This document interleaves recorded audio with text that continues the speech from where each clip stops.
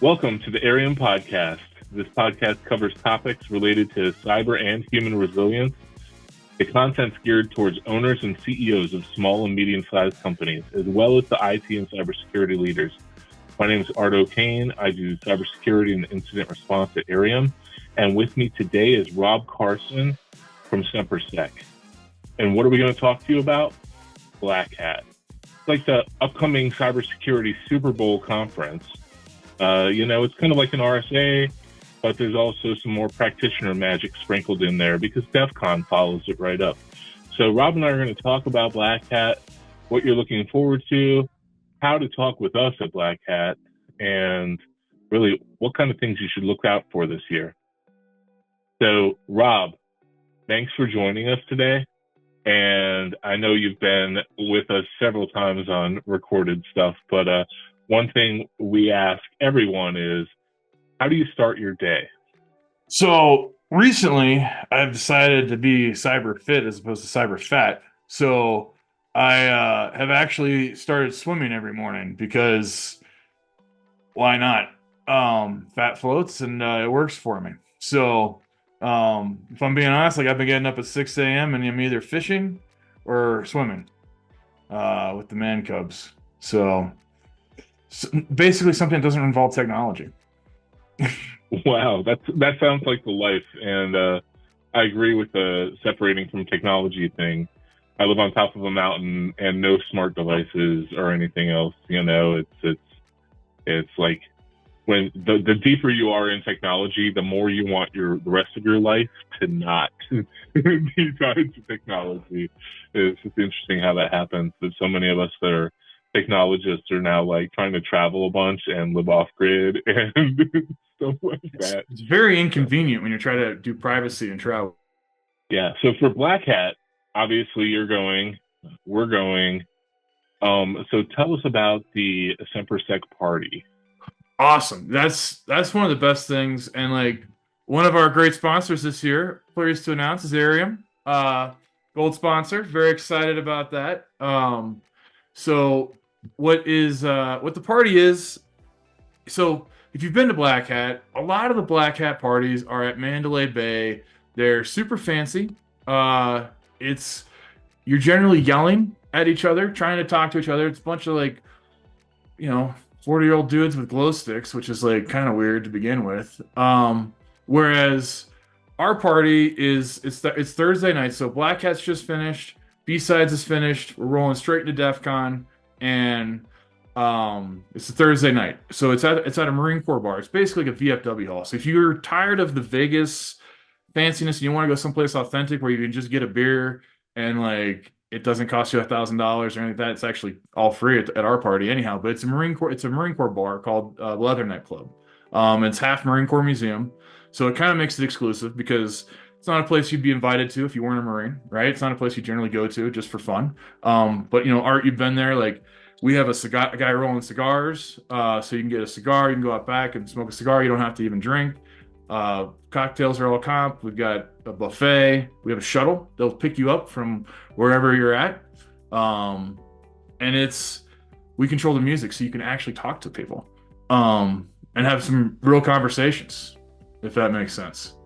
I loved that attending your party, I was able to just rub elbows with global CISOs and have a drink and not have to yell, just have a normal conversation, enjoying a party together. And so I made more connections at your party last year than I made at the whole rest of Black Hat. So that's something where it was extremely valuable to me. So as far as the rest of Black Hat, how do you usually approach Black Hat? Are you doing the expo thing, looking for partners there? Do you go to any of the talks? Do you set up a bunch of meetings beforehand and pretty much just use Black Hat as a big meeting place? What's your approach? So it's actually changed for me over the years. So I used to be the chief security officer for Las Vegas B-Sides, which is a smaller conference, about 3,000 people, that runs parallel to Black Hat. So for a few years, I was just stuck with that. And I do tell people, if you're a security leader and you want to send some of your employees, but you don't have the budget to send them to Black Hat, send them to B-Sides, have them volunteer, and they can go to a lot of the same talks for a lot cheaper. But my Black Hat initiatives are typically, I go to a few talks, I find a talk or two that I find interesting. I try to avoid the pay to play talks, the ones that I think are going to be more of a pitch than somebody real just talking. So I go to that, I hit the expo, and usually I'm hitting the expo because for what we do with, helping people operate their security programs, their compliance programs, things like that, I want to know what's the latest and greatest, right? So I'm walking around doing that stuff, talking to all the tech, looking at what's the new hotness, what's good, what makes sense, building those relationships, as well as with our customers too. We actually do that too. So we'll actually have some of our customers, like we'll do a strategy session in like a suite in a hotel room, and then we'll walk with them around the conference, just so that, because there's so much. Are we allowed to say cyber bullshito on this? I already said it. Yeah, go for it. Because there's so much cyber bullshito out there, and it's like, who's got the coolest GUI, whatever. But like, if you want to have a meaningful conversation, sometimes it's good to have somebody there as your advocate to go, okay, I need to talk to the actual engineer. What does this actually do? What does it suck at? I know it says it does all these things, but not all of them do. So like, that's kind of my thing. And then, I go to a few parties until it's our party. I'm usually hanging out with Art, to be honest. Like, when I have my beard in full power, it's you just look at, I look like mini Art is what it is. And I'm still a big dude. But if you're looking for two giant dudes with beards, like, you'll find us.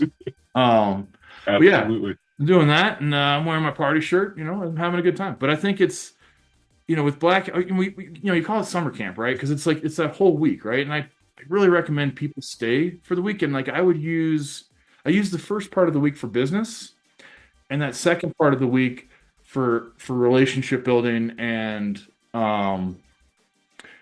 more connections, if that makes sense. Because I think that's, it's hard. There's so much stuff going on. Yeah, most practitioners are staying the whole week. So it's interesting, the culture differences. So Black Hat is almost like RSA. It's, everybody's wearing a suit. They're looking very professional. It's everyone's trying to make sales. It's very salesy. I avoid the talks because all of them have been the pay to play that I've tried to look at before. It's really, you're just sitting in a sales pitch, and I feel like I get more innovative talks from RSA than I do from Black Hat. But Black Hat ends up being a meeting place for me. I love walking the floor and looking for new partners, and inevitably, I will walk around and find 4 or 5 different companies that I want to partner with, and I'll approach them and say, hey, let's partner up. And, then they'll invite me to their happy hour that night, and we'll make more connections. And by the time I leave, I feel like I have a relationship with that company. So that's really what Black Hat is for. Like that is exactly why those companies paid for Black Hat. But, it's the scheduling the other meetings with potential partners and going and seeing who the sponsors are and seeing who's going to Black Hat, and then filling up your calendar with meetings with prospects, with potential partners, and doing that hustle. That's what I always do at RSA, and that's what I do with Black Hat. So a lot of times I'm running from meeting to meeting, meeting with one prospect and then running to another and talking to a potential partner, and really filling up my day with that. Rather than going to the talks, Vegas becomes a meeting ground then, for me. And kind of how I approach it usually is, your calendar can become a mess because everybody's reaching out to you. Hey, can you meet at this time on this day? And I'm really bad at, like, without an executive assistant or something, which I don't have, I can't just, like, I have no one to control my calendar, and it'll just go crazy. So what I do is I'll create a Calendly, and specifically for Black Hat, and I'll create a Calendly event for Black Hat that has access to my Black Hat calendar, and so that people can request meetings there. And then I have my rules, that give me a half an hour between meetings and stuff like that set up in Calendly so I can get from one to the other. But then every time somebody's asking, hey, can we meet at Black Hat, I just give them my Calendly link. and that worked at RSA as well. And it ends up being that I end up with 8 or 9 hours of meetings in a day, and some of them are complete crap. Some of them are companies, like somebody's wanting to give me a new, code analysis tool, and I'm like, I really don't need this, and or a bunch of different VDI solutions, and I'm like, I don't really need or what you're trying to pitch, and some of them are trying to pitch exactly what we do too. So it's like, I'll just go to their meeting and listen to them because I'm getting competitor intel. It's like, okay, why did you invite me to the meeting? Like, we literally do exactly what you do, but go ahead, give your pitch, So that is what I get a lot of value out of at Black Hat. And then the parties afterwards are a good time to kind of seal up that connection. But, it's almost like when I'm walking the floor and when I'm doing those meetings, which are pre-scheduled, a lot of them are very pitchy, and a lot of them it's hard to kind of, you got to filter through the bullshito and get to the real cyber, in that mix, and it's real hard to do. But when you're at a party like the SemperSec party, where I can just talk to a CISO and say, okay, hey, what are you guys doing? What tools are you guys using? How are you guys solving these problems? And, that becomes a real connection. I'm not able to get that on the floor at Black Hat. I'm not, so that's really where those parties and stuff really come in, as far as a way to really build that connection. I would agree, and the authenticity of the party is nice, because it's like you're a little bit off the strip. There's a shuttle, take you back and forth, but like, because the music's not that loud, you can be real, right? You can sit there and have a cigar, have a drink, have none of those things. If you don't do those things, that's fine. It's still a really cool place, but I agree with you, because it's difficult. Do you find that you need to schedule a nap? Because like, I think that's an important part. If you're getting excited about Black Hat and DEFCON, like, and all the parties, like, schedule a nap. Yep. Yeah, a lot of people that go to DEFCON will kill themselves as well. So, DEFCON, for those of you guys who aren't aware, is really a practitioner party. It's a bunch of hackers getting together, and a lot of them are security experts like us, but some of them may be Black Hat hackers, and you just don't know. So it's like, you may be sitting there at in a talk, listening to a talk, and the person on your right may be wanted. Like, you don't know. Like, so it's an interesting culture, but everyone's kind of in that, hair down, they're not wearing suits. They're wearing their slacker wear. They're wearing light up stuff. It's almost like being at a hacker party the whole time at DEFCON, but you're learning a lot. And then there's drinks, and there's parties afterwards, and there's after parties afterwards, and it can take a toll. So a lot of people that don't know how to control themselves, don't shower, don't take a nap, don't sleep, don't eat, don't drink water, like they end up getting sick, stuff like that. So there are definitely some guidelines as far as how people should act, and to me it's just common sense, but you should definitely make sure that your computer, your phones, everything are charged, you're and up to date, patched, that you're not running like NFC stuff and Bluetooth open on your phone. Like, don't just turn off Wi-Fi when you can. And some people laugh at that, but there are a lot of people with pineapples just hanging on their backpack there, trying to hack people's phones just for fun. Oh, yeah. So, and the casino doesn't care. Yep. Like, exactly. I actually got to see the back end of how Caesars defends the casino. I mean, this year it's at the convention center, but I can tell you, the only thing they care about is their gaming license. As long as you're not messing around on the gaming floor, they don't really care. Like, they are there to protect the casino and their money, and that's it.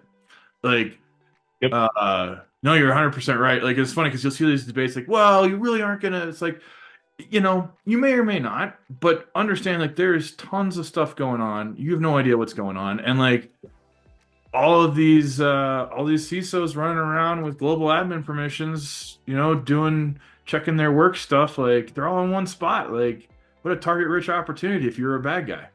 Um like no, it's what's one thing you mentioned, people have their hair down. Like I always tell people, like, you can be like, oh, I'm not a hacker. I'm a cybersecurity professional, right? It's fine. I'm a dumb Marine Corps infantry officer in a former life. Like my first DEFCON, you just show up and go, hey, I'm a noob. I don't know how to do this. Like one of the things, best places to meet people is the lockpick village. You can sit there and pick locks, and you have no idea who you're talking to, right? If you're at DEFCON has the lockpick village, and so does B-Sides Vegas usually has it. But like showing up and being a noob, be like, hey, teach me, tell me about this, ask questions. It's okay to not know everything. Like, I mean, Art and I ask him all sorts of questions because, like, hey, I'm a cybersecurity professional. He's a cybersecurity professional, but he knows way more about IR than I ever will. He'll forget more than I'll ever know. Whereas, and I know nothing about compliance, so like, I can. Good, I'm good for you. In there.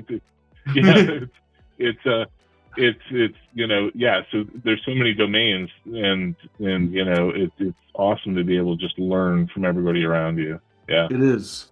And I think that's something people miss, and they're like, but it's funny you're talking. I'm gonna go back to the security piece. Like, I would agree with you that you need to lock your stuff down. I think the threat increases as the week goes on.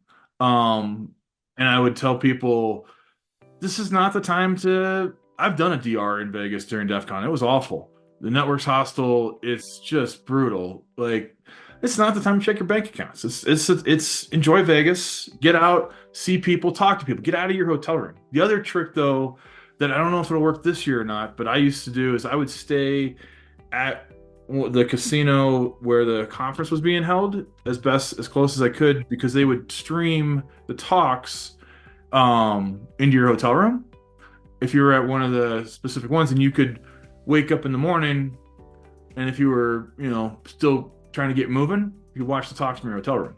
Wow. But it's a little hack for you if you're there later in the week. But we'll probably be in the wrong hotels, because I'll probably pick hotels based off of price rather than the strategic amenities. It's that whole corporate budget thing. It gets in the way. Yeah. But no, it's true though. Like, no, and I think Black Hat, like, it's one of those, like, you need to go,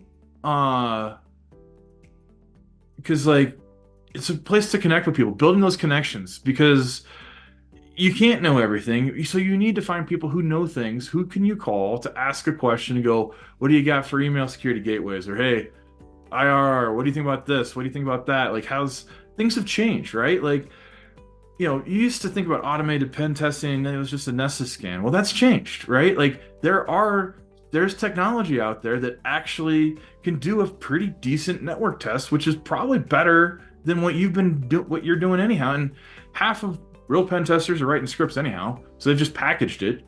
Like, and it's like those paradigm shifts. It's like we never would have said Microsoft Defender was any damn good 10 years ago, and now we're like, it doesn't suck. Like, like, I'm not endorsing it for the record. I'm just simply going, hey, things have changed.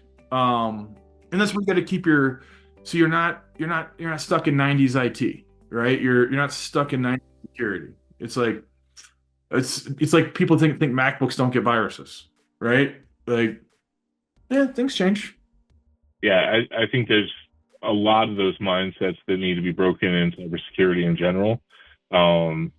Black Cat just helps because you're seeing what's new, but there's a lot of that.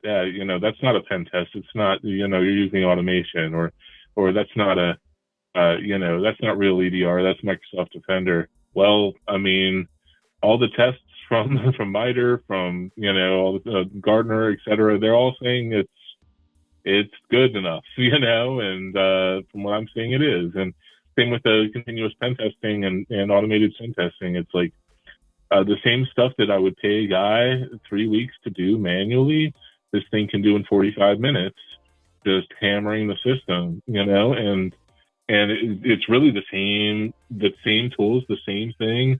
It's just, it's doing those pen testing processes.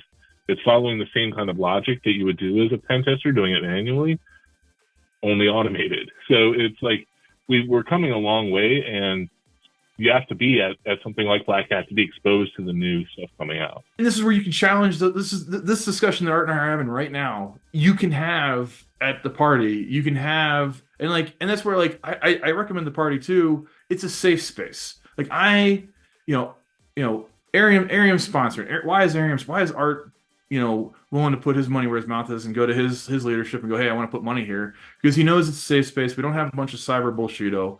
And we can have those discussions as colleagues and talk about it. And it doesn't, you can challenge your assumptions. Hey, what do you think about this? What about this? And work through those thought processes and not be. It's the one place where you don't have to be the expert in the room. Because let's face it, as the CISOs that are rolling around everywhere, you're the expert in the room. It's like the CIO is the executive help desk, and you're the executive hacker. You're supposed to know all hacker stuff, all the things. And know everything. There's no way. This is the one place where you can not be the expert in the room, challenge your assumptions, or, hey, I'm hearing about this. What do you think about this? And have a debate. Hey, is automated pen testing good enough? Well, it's good enough for this. It's, here's maybe where its right and left lateral limit is, but it is far more, if you can get more use out of it, it's going to provide a better outcome. Right? Talking through the pluses and minuses of everything, because nothing is perfect.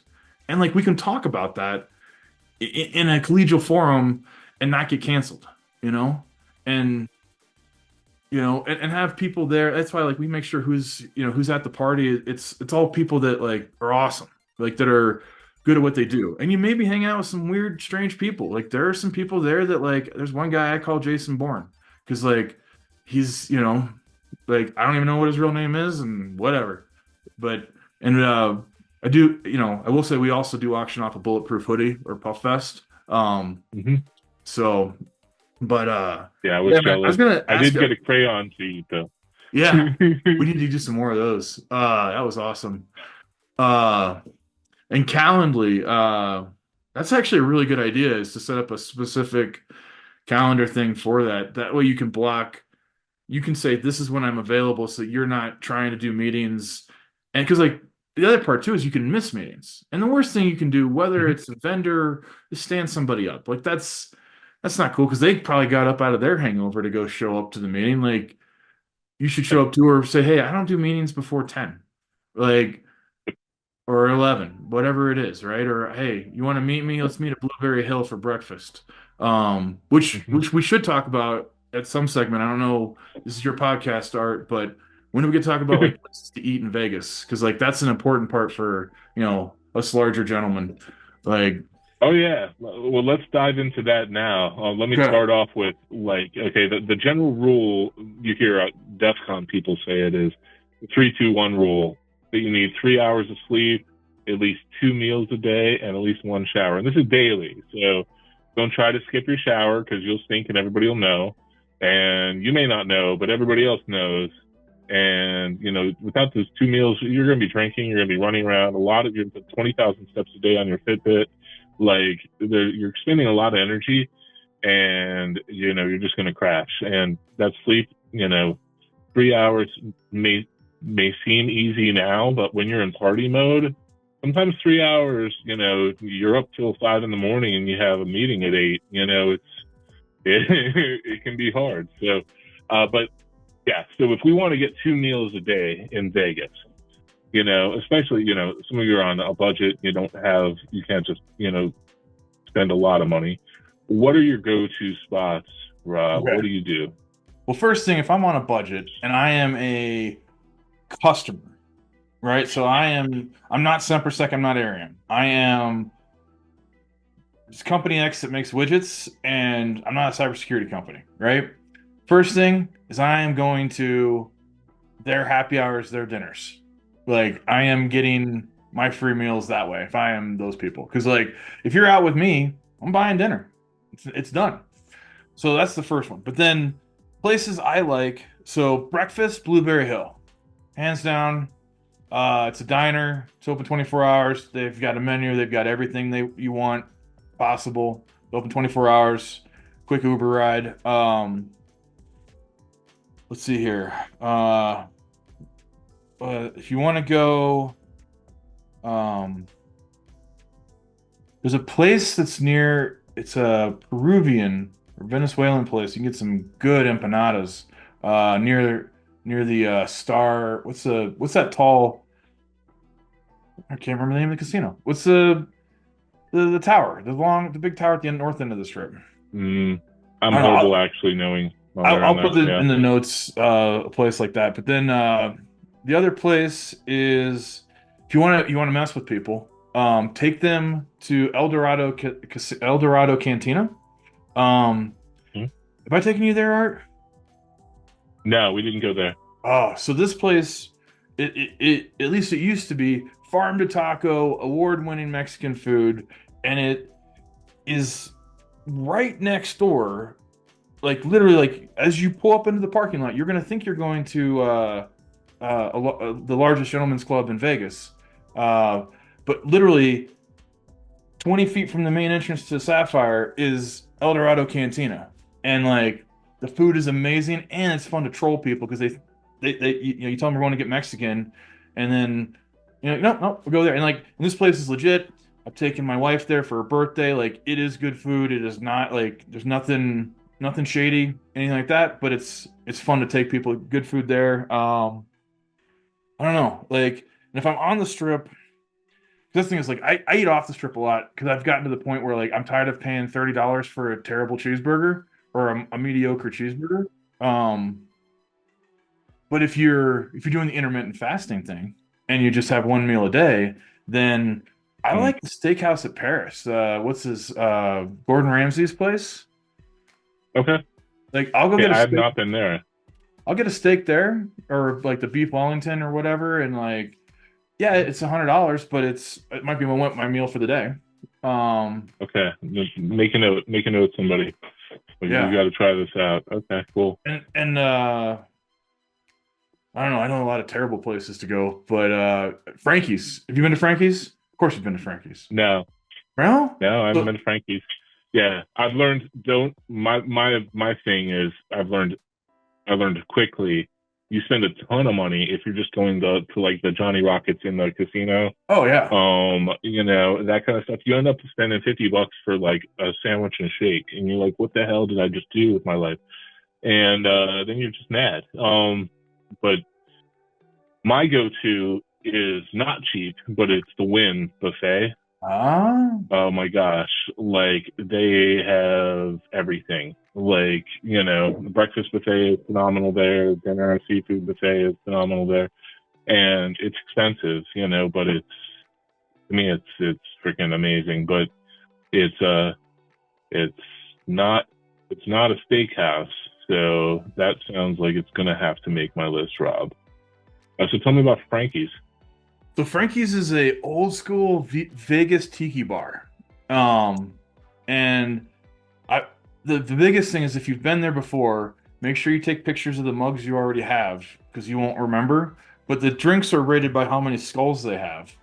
And like, there's no windows. You go into this place at whatever time you go in and you could leave 12 hours later. Like so this is old school spot kind of between downtown and the strip. And like, but it's awesome. And you'll always run into DEFCON people there or DEFCON, Black Hat, all like, and this is where like, these are some of the tricks of like, these are the places where the people you're going to find who have been going to Vegas for 20 years. Like that's where they go. Like, yep. Because they're at a certain point, they get tired of, they go to the parties they got to go to. The other thing I do recommend is is get tickets to B-Sides. The B-Sides pool party is a great place to mingle with people as well. It's on Wednesday night. If you can get into that. 4 tickets for B-Sides first. Yeah. Okay. Gotcha. B-Sides is local. Like B-Sides is designed.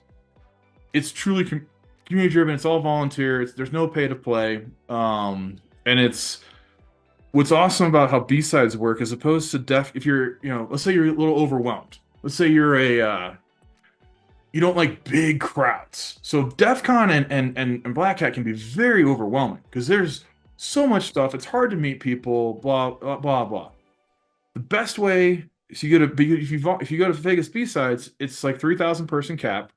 4 of the talks all funnel into the main area. So like you're constantly running into people, which is really cool. And then if you volunteer there, and I recommend this and I've had the CISO for Maersk Oil and Gas volunteering. So like you never know who your roamer, your battle buddy is, but you now have 100 new friends rolling into DEFCON. So this is a great way to meet people. Let's say you're going to Black Hat for a few things. Maybe you volunteer. Volunteering in the community is a great way to meet people. Do some stuff there. Now, and I said, like, now you have new friends, and it's a smaller conference. So you'll get great talks if that's what you're into. You'll get great connections if that's what you're into. But it's so much smaller, and you can sit at a table and just make new friends. And that's one of the biggest things, I don't know about for you, Art, is like, if I'm in line, I'm making friends. Hey, how you doing? Hi, I'm Rob. What do you guys do? Like, that's a big thing. And if you're a veteran, VetCon on Saturday night is also really worth sticking around for, because like, just a bunch of broken old veteran hackers now, or cybersecurity. And we say hackers. I don't know about you, Art. Let's be honest. There are hackers there. Maybe let's be generous, say 25%. The other 75% are all corporate blue team guys, all in the same thing. None of them are that cool, so don't be intimidated. Like, there are bad guys there, but most of them they're all good dudes just trying to do the right thing. Like, so don't be intimidated. Yep, absolutely. I think that a lot of people coming to DEFCON, including me, my first time, it was really intimidating. I was like, okay, I'm a blue team guy, but never done offensive work at all. And these guys are so offensively geared that I don't even know what to do, where to start, like how to even talk to them. I'm just going to hang back here. But once you realize that really 3/4 of you are sitting there just like I was, like amazed at the other guys that are hacking everything. It's just being in that culture is amazing. But I love what you said about B-sides. So the quality of B-sides talks, and whether it's, in Vegas or any other B-sides, is usually so much better. Those are the people that didn't do the pay to play and aren't, at RSA and Black Hat. And B-sides was created for those people because there are so many good talks, so many things that need to be heard, but not all of them are accepted. The good ones often aren't. It's usually who you know and all that kind of stuff. So, if you actually want to network and actually want to learn stuff, going to B-sides is a good way to go. Well, that's the first place I ever spoke. So they have a thing called Proving Ground, where it's 30-minute talks or it's 20-minute talks, right? And you're assigned a mentor. Shout out to Dr. Bersek. He was my mentor. And like, I gave a talk on how to do compliance without ticking everybody off. It's still on YouTube. It was like 20-minute talk, right? Mm-hmm. Like, so if you want to give a talk, this is a place to go do it and start to build a reputation, right? Like, that's what's great about B-sides is like, there's an opportunity there because like, yeah, you're right. Like a lot of the big conferences, it's who you know, what's your reputation, how fancy are you, how long's your beard, how sweet is your tactical? Like, I don't know. Like, but you're 100% right. Like, and that's where I think people, because it depends on, you're a cybersecurity professional, so you're an executive, you may have to go over to Black Hat to go meet with certain vendors, stuff like that. But you can go to B-sides for your own professional development. Because I think we get to a certain point as professionals and we forget, you realize how much you don't know. Yes. Yeah. And I mean, I've been battling with that personally a lot lately. It's like, okay, I've been in leadership roles and I've really kind of niched down on IR, but at the same time, I have a million certifications the support and to continue to do the CE4 and all this stuff and keep renewing and do I keep renewing them? Do I keep, because that's a huge effort. When you have 30 different certifications, now you have a lot of money to pay and a lot of research time to get all of them. Or do I just focus on, my key ones, like my certified information security manager or CISA certification, stuff like that, and kind of really let the rest go and just focus on learning and staying on top of the changes in the environment and understanding what technology is coming out, rather than continuing to maintain like an AWS architect, which may not be as valuable to me going forward. It's cool to say I have it, but it's not where I live every day. So you'd almost be better with a PowerPoint cert. Exactly. Exactly. Yeah. So, in short, it sounds like we have a lot to do with Black Hat. There's, and when we're talking about Black Hat, we're including that, hey, you should tag in G-Sides as well. Mm-hmm. And you should stay for DEFCON, and you should take advantage of the parties, and you should, go to talks at B-Sides and avoid the talks at Black Hat, and go to the expo floor at Black Hat and go to pretty much all the parties you can, and be really thoughtful about scheduling meetings and use something like Calendly as a tool to get that. And we're going to leave some of Rob's recommendations for places to eat in the podcast notes here, because he is a veteran of Vegas, where I'm, although I've been there several times, I'm still like, okay, where do I eat? Okay, let's grab this restaurant. Let's try this. Where he knows, so he is. Well, I'm there twice a year. I'm there for SHOT Show as well. So like 2 weeks in Vegas a year, like you're gonna learn to find places. And I'm a fat kid, so like we're not gonna go hungry. One thing I was gonna say, Art, is like, for anybody out there, like, love to meet up with you. Art and I are available. Like, if you need a battle buddy, hit us up, man. Like, and we'll get you connected. Like, we'll have a good time. We'll meet up. I'm always down for a beer and a walk around. We can go adult trick or treating. Like, that's what the Expo Center is really like. Absolutely, grab a bag and go trick or treating from table let's to table. Do it. Yep. I'm always down. Like, I always tell people I'm a 2X. Like, Yep. But man, no, that's and I think that's the thing, is like, anytime people are trying to go, it's like, let's just have some fun. And the food, no, I'll definitely send a list. I've got places that, like, you want some really good Serbian food where they're very upset that they have customers because they're Serbs and they're just upset. Like, I know where to go. Love it. Yeah. Echoing what Rob said, anyone who wants to hang out while we're there, reach out. And if you're interested in coming to the SemperSec party, let us know also. Reach out to myself, reach out to Rob. You can hit us on LinkedIn, whatever. And, we'll get connected, bring you to the party, etc. So definitely want to help people make the most of it. And, I love meeting new people, and we may not be a great fit to work together, but we may know somebody who is. And, to me, that's just building good karma, is say, hey, you probably don't need to work with us, but you need to work with this company. Let me bring you over here. That connection making is kind of a superpower. Absolutely. I love it. I love it. Like, let's meet people. Well, thanks so much for your time, Rob, today. And we're going to have to grab as many notes as we can in order to fill up the notes here on YouTube so people have stuff to click on as far as where to go, etc.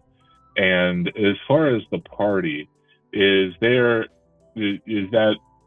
complete invite only? Is there an Eventbrite? Is there anything like that set up? Like, if people want to go to the party, how do they do that? Great. So I would say right now, email info@sempersec.com would be the easiest thing, and we'll add you to the list. I am not in charge of marketing anymore, so I believe we have a sign up page. The reason why we need the people to sign up and tell me how many people you're bringing is that we make sure we have enough food, and we also coordinate shuttles, things like that.